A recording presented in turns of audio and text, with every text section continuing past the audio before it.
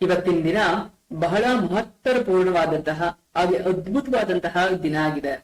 ಯಾಕೆ ಅಂತಂದ್ರೆ ಇವತ್ತಿನ ದಿನವನ್ನ ನಾವು ನಮ್ಮ ಹಂತವನ್ನ ಏನು ವಿಕಸನದ ಹಾದಿಯಲ್ಲಿ ಬೇರೆ ಬೇರೆ ಮಜಲುಗಳನ್ನ ತಲುಪಿದ್ದೀವಿ ಅದಕ್ಕೆ ಮೂಲಭೂತವಾದಂತಹ ಗುರುಗಳನ್ನ ಸ್ಮರಿಸುವಂತಹ ದಿನವಾಗಿದೆ. ಇವತ್ತಿನ ಆ ಶುಭ ದಿನಗಳಲ್ಲಿ ಒಂದೆರಡು ನಿದರ್ಶನಗಳ ಮೂಲಕ ಗುರುವನ್ನ ಸ್ಮರಿಸ್ತಕ್ಕಂತಹ ಕಾಯಕ ಇವತ್ತಿನದಾಗಿದೆ. ಸಿ ಗೈಸ್, ಪ್ರತಿಯೊಬ್ರು ಮನುಷ್ಯನ ಹಂತದಲ್ಲಿಯೂ ಬೇರೆ ಬೇರೆ ವಿಕಾಸದ ಹಂತಗಳು ಸಿಗ್ತಾ ಹೋಗುತ್ತೆ. ಆ ವಿಕಾಸದ ಹಂತಗಳಲ್ಲಿ ನಾವೊಂದು ಮಜಲನ್ನ ತಲುಪಿದ್ದೀವಿ ಅಂತ ಅನ್ನೋದಕ್ಕೆ ಅದಕ್ಕೆ ಗುರುವಿನ ಕೃಪಾ ಕಟಾಕ್ಷ ಇಲ್ಲದೆ ಅದು ಖಂಡಿತವಾಗಿಯೂ ಸಾಧ್ಯ ಇಲ್ಲ. ನೀವು ಹಿಸ್ಟ್ರಿಯ ಯಾವುದೇ ಪಾಠನ್ನ ತೆಗೆದು ನೋಡಿ, ಒಬ್ಬರು ತುಂಬಾ ಉನ್ನತ ಮಟ್ಟಕ್ಕೆ ಹೋಗಿದ್ದಾರೆ ಅಥವಾ ದೊಡ್ಡ ಲೆವೆಲ್ಗೂ ಹೋಗಿದ್ದಾರೆ ಅಂತಂದ್ರೆ ಅದಕ್ಕೆ ಮೂಲಭೂತ ಕಾರಣ ಹಿಂದೆ ನಿಂತು ಸಪೋರ್ಟ್ ಮಾಡ್ತಕ್ಕಂತಹ ಗುರುಗಳೇ ಆಗಿರ್ತಾರೆ. ಸೊ ಹಾಗಾಗಿ ನೀವು ಹಿಸ್ಟ್ರಿಯಲ್ಲಿ ಶಂಕರಾಚಾರ್ಯ ಆಗಿರ್ಬೋದು, ರಾಮಾನುಜಾಚಾರ್ಯ ಆಗಿರ್ಬೋದು, ಮಧ್ವಾಚಾರ್ಯ ಆಗಿರ್ಬೋದು, ಯಾಕೆ ಸ್ವಾಮಿ ವಿವೇಕಾನಂದ ಅವರೇ ಆಗಿರ್ಬೋದು, ಅವ್ರಿಗೆಲ್ಲ ಬಲವಾದಂತಹ ಹಿಂದ್ಗಡೆ ಗುರು ನಿಂತಿದ್ರಿಂದ ಮಾತ್ರನೇ ಇವತ್ತು ಅವರು ಜಗತ್ ವ್ಯಾಪಕವಾಗಿದ್ದಾರೆ ಅಂತ ಹೇಳಿದ್ರೆ ತಪ್ಪಾಗ್ಲಿಕ್ಕಿಲ್ಲ. ಸೊ ಎರಡು ನಿದರ್ಶನಗಳ ಮೂಲಕ ಇವತ್ತು ಗುರುವಿನ ಹಿರಿಮೆಯನ್ನ ನಾವು ಅರ್ಥ ಮಾಡ್ಕೊಳ್ಳೋಣ. ಮೊದಲನೇ ನಿದರ್ಶನ ಏನು ಅಂತಂದ್ರೆ, ಒಬ್ರು ಗುರುಗಳು ಸ್ವಾಮೀಜಿಗಳು ಏನ್ ಮಾಡ್ತಾರೆ ಅಂತಂದ್ರೆ, ಆಗಿನ ಕಾಲಕ್ಕೆ ಪ್ರವಚನಗಳನ್ನ ಕೊಟ್ಟು ಒಂದು ಊರಿಂದ ಮತ್ತೊಂದು ಊರಿಗೆ ಹೋಗ್ತಾ ಇದ್ರಲ್ಲ. ಸೊ ಅಂತ ಸಂದರ್ಭದಲ್ಲಿ ಏನ್ ಮಾಡ್ತಾ ಇದ್ರು ಅಂದ್ರೆ, ತಮ್ಮ ಶಿಷ್ಯರೊಂದಿಗೆ ಒಂದು ಊರಿನಲ್ಲಿ ಪ್ರವಚನ ಮುಗಿಸಿ ಅವತ್ತಿನ ದಿನದ ವಸತಿಯನ್ನ ಮಾಡಿ ಅವರು ನಾಳೆಯ ಕಾರ್ಯಕ್ರಮಗಳು ಏನು ಅಂತ ಪಟ್ಟಿಯೆಲ್ಲ ಮಾಡ್ಕೊಂಡು ನಾಳೆಯ ಬೆಳಿಗ್ಗೆ ಆಗಿದ ತಕ್ಷಣ ಎದ್ದು ಅವರು ಮುಂದಿನ ಪಯಣವನ್ನ ಬೆಳೆಸ್ತಾ ಇರ್ತಾರೆ. ಅವರು ಮುಂದಿನ ಪಯಣವನ್ನ ಬೆಳೆಸಬೇಕಾದ್ರೆ ಅದು ದುರ್ಗಮವಾದಂತಹ ಪ್ರದೇಶ ಆಗಿರುತ್ತೆ. ಅವರು ಕಾಡನ್ನ ದಾಟಿ ಮುಂದೆ ಹೋಗ್ಬೇಕಾಗತ್ತೆ. ಅವರು ಕಾಡನ್ನ ದಾಟಿ ಮುಂದೆ ಹೋಗುವನ್ನಷ್ಟು ಸಂದರ್ಭದಲ್ಲಿ ಬರ್ಬೇಕಾದ್ರೆ ದಟ್ಟವಾದ ಕಾಡನ್ನ ದಾಟಿ ಮುಂದೆ ಹೋಗ್ತಾ ಇರ್ತಾರೆ. ಕಾಡೆಲ್ಲ ದಾಟು ಮುಂದೆ ಹೀಗೆ ಹೋಗ್ತಾ ಇರ್ತಾರೆ. ಬಿಸಿಲು ತುಂಬಾ ಜಾಸ್ತಿ ಆಗಿರುತ್ತೆ, ಬಿಸಿಲು ಜಲವೂ ಜಾಸ್ತಿ ಇರುತ್ತೆ, ಶೆಕೆಯೂ ಆಗ್ತಾ ಇರುತ್ತೆ, ಹಾಗೆ ದಣಿವೂ ಕೂಡ ಆಗ್ತಾ ಇರುತ್ತೆ, ಬಾಯಾರಿಕೆನೂ ಕೂಡ ಆಗ್ತಾ ಇರುತ್ತೆ. ಹೀಗೆ ಕಾಡನ್ನ ದಾಟಿ ಮುಂದೆ ಹೋಗ್ಬೇಕಾದ್ರೆ ಏನಾಗುತ್ತೆ ಅಂತಂದ್ರೆ ಎಲ್ಲೂ ಕೂಡ ಅವ್ರಿಗೆ ನೀರಿನ ಸೆಲೆ ಸಿಗೋದಿಲ್ಲ. ಸುತ್ತಲೂ ನೋಡ್ತಾರೆ ಬಯಲಾಗಿರುತ್ತೆ. ಎಲ್ಲೆಲ್ಲೋ ಕೆಲವು ಕಡೆ ಜಾಲಿ ಮರಗಳು ಬೆಳೆದು ನಿಂತಿರ್ತವೆ. ಜಾಲಿ ಗಿಡಗಳು ಎಲ್ಲಿ ಬರ್ತವೆ ಅಂತ ನಿಮ್ಗೆ ಈಗಾಗ್ಲೇ ಗೊತ್ತಿರೋದು. ನೀರು ಎಲ್ಲಿ ಕಮ್ಮಿ ಇರುತ್ತೋ ಅಲ್ಲೆಲ್ಲ ಜಾಲಿ ಮರಗಳು ಇರುತ್ತೆ. ಸೊ ಅಂತ ಜಾಲಿ ಮರಗಳ ಇರ್ತಕ್ಕಂತಹ ಜಾಗದಲ್ಲಿ ಸ್ವಾಮೀಜಿ ಅವರ ಗುರು ಶಿಷ್ಯರನ್ನ ಕರೆದುಕೊಂಡು ಹೋಗ್ಬೇಕಾದ್ರೆ ಏನಾಗುತ್ತೆ ಅಂತಂದ್ರೆ, ಒಬ್ಬ ವ್ಯಕ್ತಿ ಬಾರಿ ತನ್ನ ದೇಹದ ಎಲ್ಲಾ ಎನರ್ಜಿಯನ್ನ ಕಳ್ಕೊಂಡಂದವರು ತುಂಬಾ ವಯಸ್ಸಾಗಿರತಕ್ಕಂತ ಏನಾಗ್ತಾನೆ ಅಂತಂದ್ರೆ, ಅವನು ತನ್ನ ತಂದೆಯ ಸಹಾಯದಿಂದ ಜಾಲಿ ಮರಗಳನ್ನ ಕಟ್ ಮಾಡ್ತಾ ಇರ್ತಾನೆ. ಅವ್ರ ಗುರುಗಳು ಅವನ ಹತ್ರ ಕೇಳ್ತಾರೆ, ಯಾಕೆ ಇಷ್ಟೊಂದು ಕಷ್ಟ ಪಡ್ತಾ ಇದೆಯಾ, ಜಾಲಿ ಮರಗಳನ್ನ ಯಾಕೆ ಕಡಿತಾ ಇದೆಯಾ ಅಂತ ಅಂದ್ಬಿಟ್ಟು. ಅದಕ್ಕೆ ಅವ್ರು ಹೇಳ್ತಾರೆ, ಜೀವನವನ್ನ ನಡೆಸಬೇಕಲ್ಲ ಸ್ವಾಮೀಜಿಗಳೇ, ಹಾಗಾಗಿ ನನ್ನ ಹೆಂಡತಿ ಮಕ್ಕಳನ್ನ ಸಾಕಬೇಕು, ಹಾಗಾಗಿ ನಾನು ಜಾಲಿ ಮರವನ್ನ ಕಡಿದು ಇರ್ತಕ್ಕಂತಹ ಒಂದು ಸಣ್ಣ ಮಾರ್ಕೆಟ್ಗೆ ತಗೋಗಿ ಮನೆಗೆ ಹೋಗಿ ಮಾರಾಟ ಮಾಡಿ ಬರ್ತೇನೆ. ಅದರಿಂದ ನನ್ಗೆ ಹಣ ಬರ್ತದೆ, ಆ ಹಣದಿಂದ ನಾನು ಹೋಗಿ ನನ್ನ ಹೆಂಡತಿ ಮಕ್ಕಳನ್ನ ನೋಡ್ಕೊಳ್ತೀನಿ ಅಂತ ಹೇಳ್ತಾನೆ. ಹಾಗಾದ್ರೆ ನಾನು ಒಂದು ಹೇಳ್ತೀನಿ, ನಿನ್ಗೆ ಒಂದು ಉಪಾಯವನ್ನ ಕೊಡ್ತೀನಿ, ಹಾಗೆ ಮಾಡು, ನಿನ್ಗೆ ಉಳಿತಾಗುತ್ತೆ ಅಂತ ಹೇಳಿ ಗುರುಗಳು ಅಲ್ಲಿಂದ ಹೊರಡ್ತಾರೆ. ಅದ್ ಏನಾಗಿತ್ತು ಉಪಾಯ, ಉಳಿತಾಗುವಂತಹ ಐಡಿಯಾ ಅಂತಂದ್ರೆ, ನೀನ್ ಏನು ಜಾಲಿ ಮರಗಳನ್ನ ಕಡಿತಿದ್ಯಲ್ಲ, ಎಷ್ಟು ದೂರ ಹಳ್ಳಿಯಿಂದ ನಡ್ಕ ಬಂದು ಇನ್ನೂ ಒಂದ್ ಸ್ವಲ್ಪ ಮುಂದಕ್ಕೆ ಹೋಗು, ನಿನಗೆ ಒಳ್ಳೇದಾಗತ್ತೆ ಅಂತ ಹೇಳ್ತಾರೆ. ಆತ ಏನ್ ಮಾಡ್ತಾನೆ, ಒಳಕ್ ಹೋಗೋದು ತುಂಬಾ ದೂರ ಆಗುತ್ತೆ ಅಂತ ಅಂದ್ಬಿಟ್ಟು ಇನ್ನೂ ಒಂದಷ್ಟು ದಿನ ಜಾಲಿ ಮರಗಳನ್ನೇ ಕಡಿತಾ ನಿಂತಿರ್ತಾನೆ. ಜಾಲಿಯ ಮರಗಳನ್ನೇ ಪ್ರತಿದಿನ ಬೆಳಿಗ್ಗೆ ಎಗಡ್ದು ಅಲ್ಲಿ ಊರಿನಿಂದ ಇಲ್ಲಿ ತನಕ ಜಾಲಿ ಮರಗಳು ಬೆಳೆಯುವಂತ ಜಾಗ ತನಕ ಬರೋದು, ಜಾಲಿಗಳನ್ನ ಕಟ್ ಮಾಡ್ತಕ್ಕಂತಹದ್ದು, ಮತ್ತೆ ತಗೋಗಿ ಮಾರ್ತಕ್ಕಂತಹದ್ದು, ಪ್ರತಿದಿನದ ಜೀವನವನ್ನ ಹೀಗೆ ನಡೆಸ್ಕೊಂಡು ಮುಂದಕ್ಕೆ ಹೋಗ್ತಾ ಇರ್ತಾನೆ. ಒಂದು ದಿನ ಅವನಿಗೆ ಅರ್ಥ ಆಗುತ್ತೆ, ಗುರುಗಳು ಹೇಳಿದ್ದಾರೆ ಇನ್ನೂ ಒಂದು ಸ್ವಲ್ಪ ಒಳಕ್ಕೆ ಹೋಗಿ ಅಂತ ಹೇಳಿದ್ದಾರೆ ಅಂತ ಅಂದ್ಬಿಟ್ಟು ಅವನಿಗೆ ಆಲೋಚನೆ ಬಂದು ಏನ್ ಮಾಡ್ತಾನೆ, ಆ ಜಾಲಿ ಮರಗಳನ್ನ ಕಡಿತ ಜಾಗದಿಂದ ಸ್ವಲ್ಪ ಇನ್ನೂ ಒಳಕ್ಕೆ ಹೋಗ್ತಾನೆ.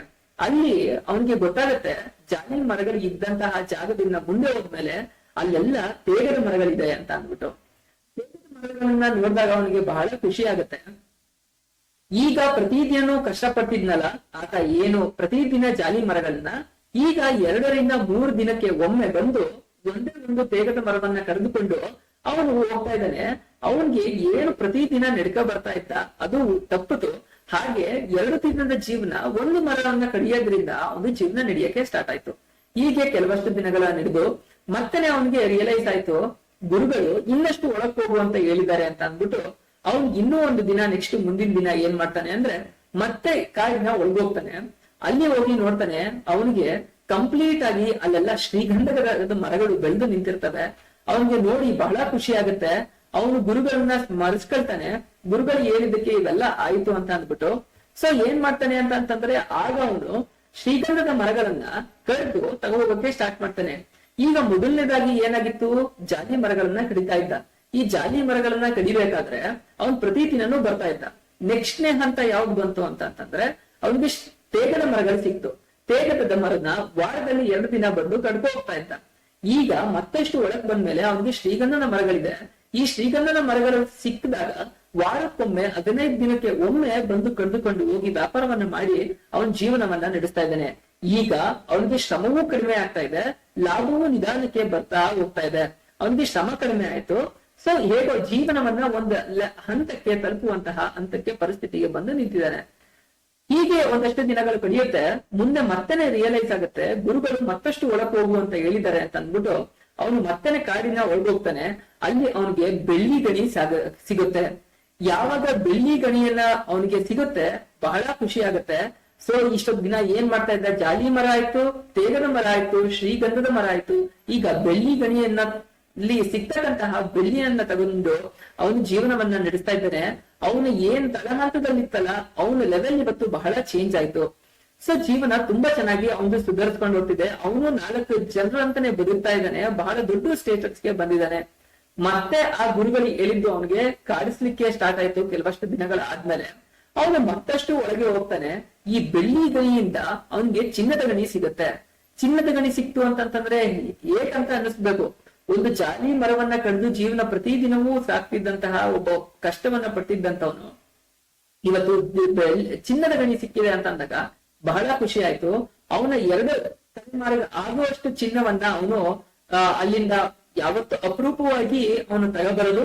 ವರ್ಷಕ್ಕೊಮ್ಮೆನೋ 2 ವರ್ಷಕ್ಕೊಮ್ಮೆ ಚಿನ್ನದ ಗಣಿಯನ್ನ ಅವನು ಅಲ್ಲಿ ತನ್ಗೆ ಎಷ್ಟು ಬೇಕೋ ಅಷ್ಟು ತಗೋಬರೋದು. ಜೀವನವನ್ನ ಕೂಡ ತುಂಬಾ ಚೆನ್ನಾಗಿ ನೆನಪು ಹೋಗ್ತಾ ಇದ್ದಾನೆ. ಹೀಗೆ ವಿಕಸದ ಹಂತ ಪ್ರತಿಯೊಂದು ಹಂತವನ್ನ ಅವನು ದಾಟಿ ಮುಂದೆ ಹೋಗ್ತಾ ಇದ್ದಾನೆ.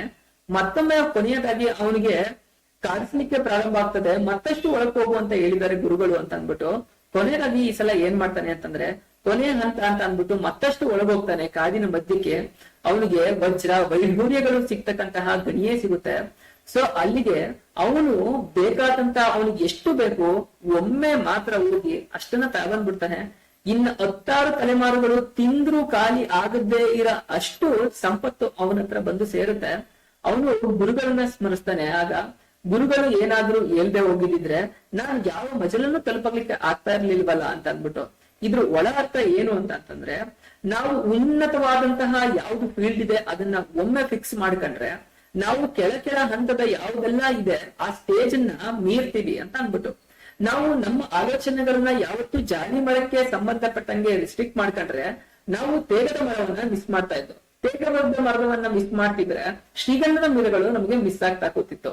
ನಾವು ಅದೇ ಹಂತದಲ್ಲಿ ಕೂತಿದ್ರೆ ನಮ್ಮ ಮುಂದಿನ ಹಂತ ಅಲ್ಲಿಗೆ ಸ್ಟಾಪ್ ಆಗ್ತಾ ಇತ್ತು.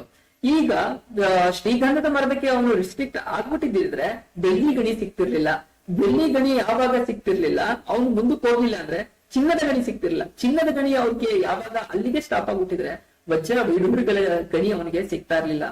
ಸೊ ಕೊನೆಗೆ ಯಾರು ಹಂತವನ್ನ ತಲುಪ್ತಾರಲ್ಲ ಇದ್ರ ಒಳಾರ್ಥ ಏನಾಗುತ್ತೆ ಅಂತಂದ್ರೆ ಯಾವಾಗ ದೊಡ್ಡ ಏನ್ ಇಟ್ಕೊಳ್ತೀವಿ ಆಗ ಉಳಿದ ಎಲ್ಲವೂ ಚಿಕ್ಕದ್ರಂಗೆ ಅಂತ ಅನ್ನಿಸ್ತಾಗತ್ತೆ.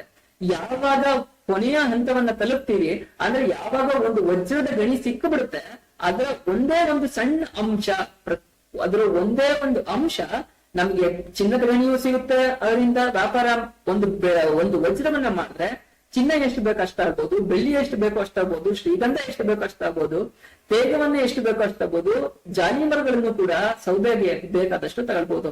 ಹಾಗೆ ನಮ್ಮ ಜ್ಞಾನವನ್ನ ನಾವು ಅನಂತದೆಡೆಗೆ ಸಾಗಿಸ್ಬೇಕು ಅಂತ ಅಂದಾಗ ಗುರುವಿನ ಕೃಪಾ ಕಟಾಕ್ಷ ಬೇಕೇ ಆಗತ್ತೆ.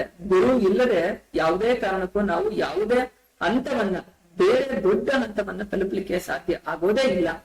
ಈಗ ಇದು ನಿಮ್ಗೆ ಇದು ಕತೆ ಅಂತಾನೆ ಅನ್ನಿಸ್ಬೋದು, ಇದು ವಾಸ್ತವಕ್ಕೆ ಹೇಗೆ ಹತ್ತಿರ ಅಂತ ಅನ್ಬೇಕಾದ್ರೂ ನಿಮ್ಗೆ ಅಂತ ಅನ್ನಿಸ್ಬೋದು.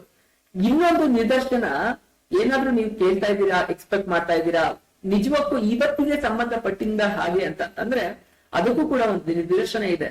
ಬಹಳ ನಮ್ಮ ಜೀವನಕ್ಕೆ ಬಹಳ ಹತ್ತಿರವಾಗಿರ್ತಕ್ಕಂತಹ ನಿದರ್ಶನ. ಈಗ ನೀವು ಯಾವುದೋ ಒಂದು ಗೊತ್ತಿಲ್ಲದೆ ಇರುವಂತಹ ಪ್ರದೇಶಕ್ಕೆ ಹೋಗ್ತಾ ಇದ್ದೀರಾ ಅಂತ ಭಾವಿಸ್ಕೊಳ್ಳಿ. ಈಗ ನೀವು ನಾರ್ತ್ ಕರ್ನಾಟಕದಲ್ಲೇ ಇರ್ಬೋದು, ಅಥವಾ ಬೇರೆ ಸ್ಟೇಟ್ ಅವರೇ ಆಗಿರ್ಬೋದು, ಬೇರೆ ಪ್ರಪಂಚದ ಬೇರೆ ದೇಶದಿಂದಾನೇ ಬರ್ತಾ ಇರ್ಬೋದು ಅನ್ನೋದಾಗಿರ್ಲಿ. ನೀವು ಮೈಸೂರಿಗೆ ಸಪೋಸ್ ಬರ್ತಾ ಇದ್ದೀರಾ ಅಂತಂದ್ರೆ ನೀವ್ ಏನಿರುತ್ತೆ ತಲೆಯಲ್ಲಿ ಒಂದು ಆಲೋಚನೆಗಳಿರುತ್ತೆ. ನಾವು ಬೇರೆ ಬೇರೆ ಪ್ಲೇಸ್ ಗಳನ್ನ ನೋಡ್ಬೇಕು, ನಮ್ಗೆ ಇರ್ತಕ್ಕಂತಹ 2 ದಿನದಲ್ಲಿ 2 ದಿನ ಟೈಮ್ ಇರುತ್ತೆ. ಆ 2 ದಿನ ಯಾಕಂದ್ರೆ ನೀವು ಹೋಗಿ ಬರ್ತಕ್ಕಂತಹ ಟೈಮ್ ಎಲ್ಲ ಸೆಕೆ 4 ದಿನ ಆಗುತ್ತೆ. ನಮ್ಗೆ ಅಲ್ಲಿ ಉಳಿಲಿಕ್ಕೆ 2 ದಿನ ಸಿಗುತ್ತೆ. ಯಾವ್ಯಾವ ಪ್ರದೇಶವನ್ನ ನೋಡ್ಬೋದು, ಇನ್ನೂ ಕೆಲವು ಟೈಮ್ 1 ದಿನ ಇರುತ್ತೆ. ಅದ್ರಲ್ಲಿ ಮ್ಯಾಕ್ಸಿಮಮ್ ಏನು ಕವರ್ ಮಾಡ್ಬೋದು ಅದನ್ನ ನೋಡ್ಕೊಂಡು ಹೋಗ್ಬೋದು ಅಂತ ಅಂದ್ಬಿಟ್ಟು ಪ್ಲಾನ್ ಮಾಡಿರ್ತೀರಾ. ನೀವು ಗೊತ್ತಿಲ್ಲದೆ ಇರೋ ಪ್ಲೇಸಿಗೆ ಫಸ್ಟ್ ಟೈಮ್ ಬಂದಾಗ ನಿಮ್ಗೆ ಪ್ಲಾನ್ಗಳು ಕರೆಕ್ಟ್ ಆಗಿರೋದಿಲ್ಲ. ಅಂತಂದ್ರೆ ಯಾವ್ದನ್ನ ಫಸ್ಟ್ ನೋಡಿದಾಗ ಯಾವ್ದನ್ನ ಸ್ಕಿಪ್ ಮಾಡಿದ್ರೆ ನಮ್ಗೆ ಬೇಗ ತುಂಬಾ ಚೆನ್ನಾಗಿ ಎಲ್ಲಾ ಪ್ಲೇಸ್ ಗಳನ್ನು ಕವರ್ ಮಾಡ್ಬೋದು ಅನ್ನೋ ಐಡಿಯಾ ಇರಲ್ಲ. ಅವಾಗ ಏನಾಗುತ್ತೆ ಅಂತಂದ್ರೆ ನೀವು ಒಂದು ದಿನದಲ್ಲಿ 5-6 ಪ್ಲೇಸ್ ನೋಡ್ಬೇಕಾದವರು ಸರಿಯಾದ ಒಂದು ನಿಖರವಾದಂತಹ ಪ್ಲಾನ್ ಯೋಚನೆ ಇಲ್ಲದೆ ಏನಾಗುತ್ತೆ ಅಂತಂದ್ರೆ 2-3 ನೋಡ್ತೀರಾ, ಅವಾಗ ಬೇಜಾರ್ ಅಂತ ಅನ್ನಿಸ್ಬಿಡುತ್ತೆ. ಅಂದ್ರೆ ಅದೇ ಟೈಮಲ್ಲಿ ನಿಮಗೆ ಮೈಸೂರಿನಲ್ಲೇ ಇರತಕ್ಕಂತಹ ಯಾರೋ ಒಬ್ರು ಪರಿಚಯದವರು ಮೈಸೂರಿನ ಗಲ್ಲಿಯು ರಸ್ತೆಯು ಪ್ರದೇಶಗಳು ಗೊತ್ತಿರ್ತಕ್ಕಂತಹ ಸಿಕ್ಕಿದ್ರೆ ಏನಾಗ್ತಿತ್ತು, ನಿಮಗೆ ಅಷ್ಟು ಕಷ್ಟ ಆಗ್ತಾ ಇತ್ತಾ? ಈಗ ನಿಮ್ಗೆ ಒಂದು ಸುವ್ಯವಸ್ಥಿತವಾದಂತಹ ಪ್ಲಾನ್ ಇರೋದಿಲ್ಲ. ಯಾವ ಪ್ಲೇಸ್ ಅನ್ನ ಎಲ್ಲಿ ಯಾವಾಗ ಹೇಗೆ ಹೋಗ್ಬೇಕು, ತಲುಪುವ ಮಾರ್ಗ ಗೊತ್ತಿರೋದಿಲ್ಲ, ತಲುಪುವಂತಹ ಹೇಗೆ ಹೋಗ್ಬೇಕು ಅನ್ನೋದು ಗೊತ್ತಿರಲ್ಲ. ಸೊ ಹಾಗಾಗಿ ಸ್ಟ್ರಗಲ್ ಪಡ್ತಾ ಇರ್ತೀರಾ. ಈಗ ಏನಾಗುತ್ತೆ, ಕಾಮನ್ ಆಗಿ ಒಂದು ದಿನದಲ್ಲಿ 5-6 ಪ್ಲೇಸ್ ಅನ್ನ ಕವರ್ ಮಾಡ್ತಕ್ಕಂತಹವ್ರು ನೀವು ರಸ್ತೆಯನ್ನ ಮಿಸ್ ಮಾಡ್ಕೊಳ್ಬಹುದು, ಅಥವಾ ನಿಮ್ಗೆ ಬೋರ್ ಕೂಡ ಆಗ್ಬಿಡ್ಬೋದು. ಯಾಕಂತಂದ್ರೆ ನಿಮ್ಗೆ ಸರಿಯಾದ ಗೈಡೆನ್ಸ್ ಇರೋದಿಲ್ಲ, ಯಾರ ಮಾರ್ಗದರ್ಶನ ಕೂಡ ಇರೋದಿಲ್ಲ. ಅಂತ ಟೈಮಲ್ಲಿ ನೀವ್ ಏನ್ ಮಾಡ್ತೀರಾ, ಬೇಸರವಾಗುವೆ 5-6 ಪ್ಲೇಸ್ ಅನ್ನ ದಿನಕ್ಕೆ ನೋಡ್ಬೋದಾದಂತಹದ್ನ ಒಂದು ದಿನದಲ್ಲಿ ನಿಮ್ಗೆ ಬೇಸರವಾಗಿ 2-3 ಪ್ಲೇಸ್ ಅಲ್ಲೇ ನೀವು ಕ್ವಿಟ್ ಮಾಡ್ಬೋದು. ಅದೇನೆ ಯಾರು ಗೊತ್ತಿದ್ರೆ ಏನ್ ಮಾಡ್ತಾ ಇದ್ರು ಅಂದ್ರೆ ನಥಿಂಗ್ ಬಟ್ ಗುರು ಯಾರು ಇತ್ತು, ಅಲ್ಲಿಯ ಒಂದು ಪ್ರದೇಶದ ಕಂಪ್ಲೀಟ್ ಆಗಿ ಎಕ್ಸ್ಪರ್ಟ್ ಯಾರು ಇತ್ತು ಅಂತಂದ್ರೆ ನಿಮ್ಮನ್ನ ಬಿಡ್ತಾ ಇದ್ರ ಕಂಪ್ಲೀಟ್ ಆಗಿ ನಿಮಗೆ ಇರ್ತಕ್ಕಂತ ಒಂದು ಸಮಯದಲ್ಲಿ ಎಷ್ಟು ಮ್ಯಾಕ್ಸಿಮಮ್ ತೋರಿಸಬಹುದಾಗಿತ್ತು ಅಂತ ಅನ್ಬಿಟ್ಟು ಬೆಳಿಗ್ಗೆನೆ ಎದ್ದವರು ಅಂದ್ರೆ ಗುರು ಹೇಗೆ ಕರ್ಕೊ ಹೋಗ್ತಾ ಇದ್ರು, ಅಥವಾ ಟ್ರೈನರ್ ಆಗ್ಲಿ, ಅಥವಾ ನಿಮ್ಗೆ ಯಾರು ಒಬ್ರು ಸಪೋರ್ಟಿವ್ ಗೆ ಅಥವಾ ಆ ಪ್ರದೇಶದ ಬಗ್ಗೆ ತಿಳಿದವರಾಗಿದ್ರೆ ಏನ್ ಮಾಡ್ತಿದ್ರು, ಬೆಳಿಗ್ಗೆ ಮುಂಚೆನೆ ಫಸ್ಟ್ ನಿಮ್ಗೆ ಚಾಮುಂಡಿ ಬೆಟ್ಟ ತೋರಿಸಿ ಅದಾದ್ಮೇಲೆ ಅರಮನೆ ಕರ್ಕೊಂಡು ಬಂದು ಪಕ್ಕದಲ್ಲೇ ಇನ್ನೂ ಒಂದು ರಸ್ತೆಯನ್ನ ದಾಟಿ ಹೋದ್ರೆ ಸಿಗ್ತಕ್ಕಂತಹ ಜಗನ್ಮೋಹನ ಪ್ಯಾಲೇಸ್ ಅನ್ನ ತೋರಿಸಿ, ನಂತರ ಹುಬ್ಬಳ್ಳಿ ಪಾರ್ಕ್ ಅದ್ರ ಜೊತೆಗೆ ಝೂನ ತೋರಿಸ್ಕೊಂಡು ಅಷ್ಟೊತ್ತಿಗೆ ನಿಮ್ ಮಧ್ಯಾಹ್ನ ಕಳೆದು ಹೋಗಿರುತ್ತೆ. ಅದಾದ್ಮೇಲೆ ಚಂದ್ ಫಿಲೋಮಿನಾ ಚರ್ಚ್ ಕೊಟ್ಟು ಫೈನಲ್ ಆಗಿ ನಿಮ್ಗೆ ದಿನ ಮುಗಿತಾ ಇದೆ ಅಂತಂದ್ರೆ ರಾತ್ರಿ KRS ತೋರಿಸ್ಕೊಂಡು ಬರ್ತಾರೆ. ಸೊ ಅಲ್ಲಿಗೆ ನಿಮ್ಮ ದಿನನ್ನ ಕಂಪ್ಲೀಟ್ ಆಗಿ ಫುಲ್ ಆಗಿ ನಿಮ್ಗೆ ಇರ್ತಕ್ಕಂತಹ ಟೈಮ್ ಅಲ್ಲಿ ಯಾವ್ಯಾವ್ದನ್ನ ಸುವ್ಯವಸ್ಥಿತವಾಗಿ ತೋರ್ಸ್ಕೊ ಬರುವಂತಹ ಪ್ರಯತ್ನವನ್ನ ನಿಮ್ಗೆ ಅಲ್ಲಿಯ ಲೋಕಲೇಟು ಅಂದ್ರೆ ಎಕ್ಸ್ಪರ್ಟ್ ತಿಳಿಸ್ಕೊಡ್ತಾರೆ. ಹಾಗೇನೆ ನಿಮ್ಮ ಜೀವನದಲ್ಲಿ ಏನನ್ನ ಏನ್ ಬಿಡ್ಕೊಂಡಿರ್ತೀರಲ್ಲ ಅದನ್ನ ನೀವಾಗಿ ಇಂಡಿಪೆಂಡೆಂಟ್ ಆಗಿ ಹೋದಾಗ ದಾರಿ ಸುಗಮವಾಗಿ ಇರೋದಿಲ್ಲ, ಅದು ಸ್ವಲ್ಪ ದುರ್ಗಮವಾಗಿರುತ್ತೆ.